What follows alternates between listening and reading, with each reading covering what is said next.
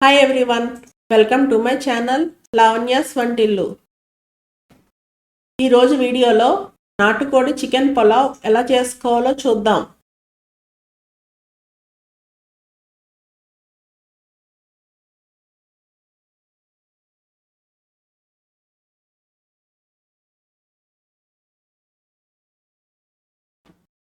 నాటుకోడి చికెన్ పులావ్ చేసుకోవడం కోసం ముందుగా ఒక కుక్కర్ తీసుకొని అందులో ఒక 4 టేబుల్ స్పూన్ల నూనె, 1 టీ స్పూన్ జీలకర్ర, 3 మీడియం సైజ్ ఉల్లిపాయ చీలికలు వేసుకొని ఉల్లిపాయలు రంగు మారే వరకు వేయించుకోవాలి.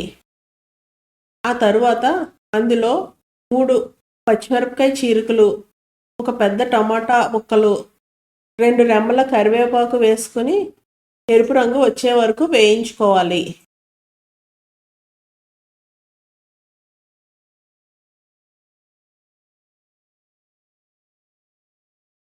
ఇలా వేగిన తరువాత అందులో 2 టేబుల్ స్పూన్ల అల్లం వెల్లుల్లి పేస్ట్ కూడా వేసుకొని అది పచ్చి వాసన పోయే వరకు వేయించుకోవాలి.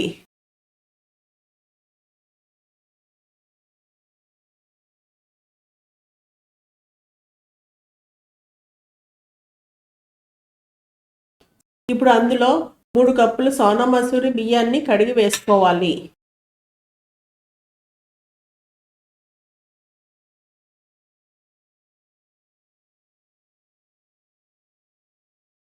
ఆ తర్వాత ఇందులో 2 టేబుల్ స్పూన్ల ధనియాల పొడి, 1 టేబుల్ స్పూన్ కారం, 2 టీ స్పూన్ల ఉప్పు, 1/2 టీ స్పూన్ పసుపు, 1 టేబుల్ స్పూన్ బిర్యానీ మసాలా పొడి వేసుకుని బాగా కలుపుకొని 2 నిమిషాల పాటు వేయించుకోవాలి.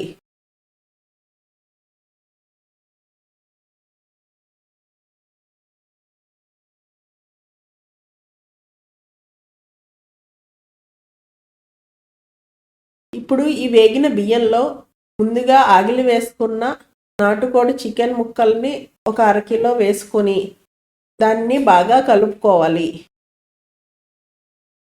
నాటుకోడి ఆగిలి వేసిన లింక్ డిస్క్రిప్షన్లో ఉంటుంది, చూడండి. ఈ బియ్యాన్ని ఇలా కలుపుకుంటూ స్టవ్ని మీడియం ఫ్లేమ్లో పెట్టుకుని 5 నిమిషాల పాటు వేయించుకోవాలి. ఒక వంతు బియ్యానికి 2 వంతుల నీళ్లు చొప్పున వేసుకోవాలి. మనం బియ్యం 3 కప్పులు తీసుకున్నాం కాబట్టి 6 కప్పుల నీళ్లు వేసుకోవాలి. చివరిగా కొంచెం కొత్తిమీర వేసుకుని బాగా కలుపుకొని కుక్కర్ మూత పెట్టుకొని హై ఫ్లేమ్లో 3 విజిల్స్ రానివ్వాలి.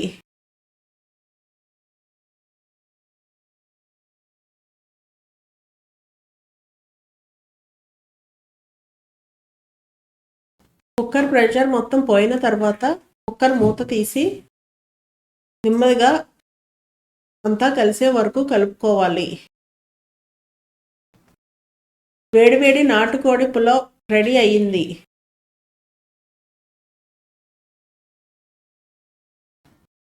ఈ వీడియో కనుక మీకు నచ్చినట్టయితే లైక్, షేర్, కామెంట్ చేయండి. అలాగే మరిన్ని వీడియోస్ కోసం ఛానల్ని సబ్స్క్రైబ్ చేసుకోండి. మరొక మంచి రెసిపీతో మళ్ళీ కలుద్దాం.